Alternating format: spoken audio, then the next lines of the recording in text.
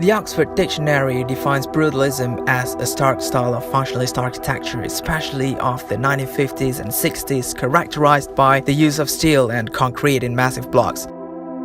And judging by a lot of articles on the history of brutalism, they tend to satisfy on these definitions. A prominent modernist French architect named Le Corbusier had coined the neo-brutalism alongside other fellow architects, Ludwig Mies van der Rohe and Frank Lloyd Wright. And after that, why, the skyscraper began to flourish. Stylistically, brutalism probably came from Le Corbusier and his project for Unité d'habitation in 1952. Though the term itself came around 1950 by Hans Asplund, a Swedish architect, in order to class Villa Goth in Uppsala. We still feel under an obligation to give to provide the best possible quality, irrespective of what people expect. The name was first applied in 1954 by the English architects Peter and Alison Smithson to the post-1930 style of Le Corbusier. However, the term became proliferated only after a British architectural critic named Rainer Banham associated the term with Le Corbusier's Béton brut, which means rough-cast concrete, in his essay in 1955 titled The New Brutalism. Already, the brutalist architectures have seen its days. An article from Washington Post on the triumph and decline of a truly brutal style dated back in 2009, written by Roger K. Lewis, mentioned that the concrete infatuation waned other than its appearance to be visually bureaucratic, sterile, and devoid of detail.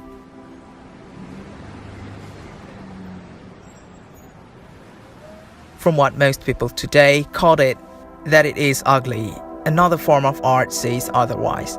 Based on several films that incorporated brutalist architecture in its settings, the characterizations of buildings in concrete and metal forms emphasizes on futurism and perception of authorities. You are under arrest. You have the right to remain silent. Hoover FBI Building, city halls in Boston and Dallas, which featured in RoboCop, being few prime examples of administration buildings that infuses brutalist architectures that may easily conjure a sense of governance. It invokes the monotonous and melancholic impressions which expressed how the characters in each film feels.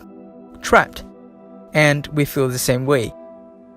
These settings bring the audiences to capture the essence of agitation and exhaustion due to its repetitious tone in every single inch of most of the brutalist structures.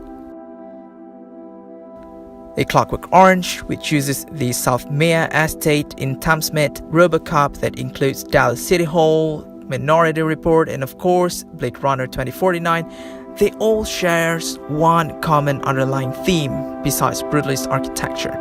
It is the act of brutalism itself. I'm happy again.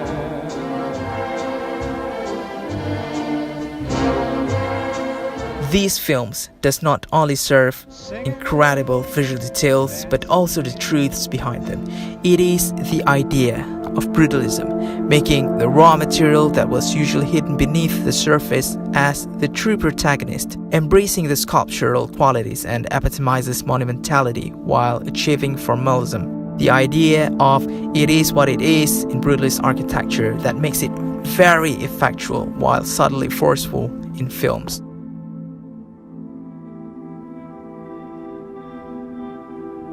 In an age where gentrification is a crude expression, these hulking masses does not only molded the architecture to be more honest and truthful to the material.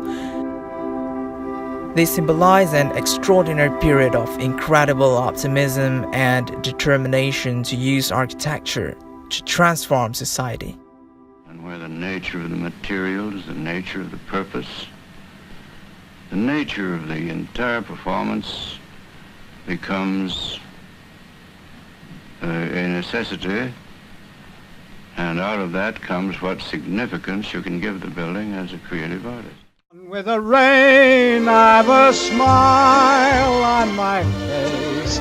I'll walk down the lane with a happy refrain. just singing